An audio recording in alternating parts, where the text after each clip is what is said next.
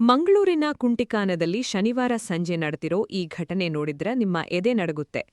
Online delivery ಸಂಸ್ಥೆಯೊಂದರಲ್ಲಿ ಕೆಲಸ ಮಾಡ್ತಿದ್ದ 28 ವರ್ಷದ ಯುವಕ ಲಿಫ್ಟ್ನ ತಾಂತ್ರಿಕ ದೋಷಕ್ಕೆ ಸಿಲುಕಿ ಪ್ರಾಣ ಕಳೆದುಕೊಂಡಿದ್ದಾನೆ.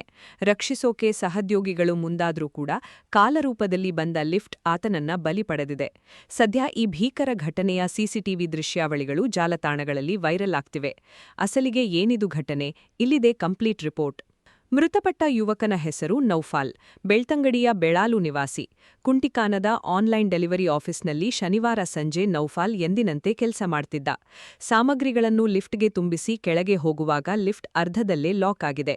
ಗಾಬರಿಯಾದ ಸಹೋದ್ಯೋಗಿಗಳು ಲಿಫ್ಟ್ ಬಾಗಿಲನ್ನ ಹೇಗೋ ಮಾಡಿ ಓಪನ್ ಮಾಡಿದ್ದಾರೆ. ನೌಫಾಲ್ ಲಿಫ್ಟ್ನಿಂದ ಹೊರಗೆ ಬರಲು ಯತ್ನಿಸಿದ ಆ 1 ಸೆಕೆಂಡಿನಲ್ಲಿ ವಿಧಿಯ ಆಟ ಬದಲಾಯಿತು. ಲಿಫ್ಟ್ ಏಕಾಏಕಿ ಕೆಳಕ್ಕೆ ಚಲಿಸಿದ್ದರಿಂದ ನೌಫಾಲ್ ಅದರ ಮಧ್ಯದಲ್ಲೇ ಸಿಲುಕಿ ನಜ್ಜುಗುಜ್ಜಾಗಿದ್ದಾನೆ. ತೀವ್ರವಾಗಿ ರಕ್ತಸ್ರಾವವಾಗಿ ಗಾಯಗೊಂಡಿದ್ದ ನೌಫಾಲ್ ಸ್ಥಳದಲ್ಲೇ ಸಾವನ್ನಪ್ಪಿದ್ದಾನೆ. ಈ ಘಟನೆ ಉರ್ವಾ ಪೊಲೀಸ್ ಠಾಣೆ ಮೆಟ್ಟಿಲೇರಿದ್ದು, ಪೊಲೀಸರು ಬಿಲ್ಡಿಂಗ್ ಮಾಲೀಕರು ಮತ್ತು ಸಂಸ್ಥೆಯ ನಿರ್ವಹಣೆಯ ಲೋಪದ ಬಗ್ಗೆ ತನಿಖೆ ಮಾಡ್ತಿದ್ದಾರೆ. ವಾಣಿಜ್ಯ ಕಟ್ಟಡಗಳಲ್ಲಿ ಲಿಫ್ಟ್ಗಳ ಸರಿಯಾದ ನಿರ್ವಹಣೆ ಮಾಡದಿದ್ದರೆ ಎಂತಹ ದಾರುಣ ಸಾವುಗಳು ಸಂಭವಿಸುತ್ತವೆ ಅನ್ನೋದಕ್ಕೆ ಈ ಘಟನೆಯೇ ಸಾಕ್ಷಿ. ಕರಾವಳಿಯ ಇಂತಹ ಪ್ರಮುಖ ಸುದ್ದಿಗಳಿಗಾಗಿ ನಮ್ಮ ಚಾನೆಲ್ ಸಬ್ಸ್ಕ್ರೈಬ್ ಮಾಡಿ. ಧನ್ಯವಾದಗಳು.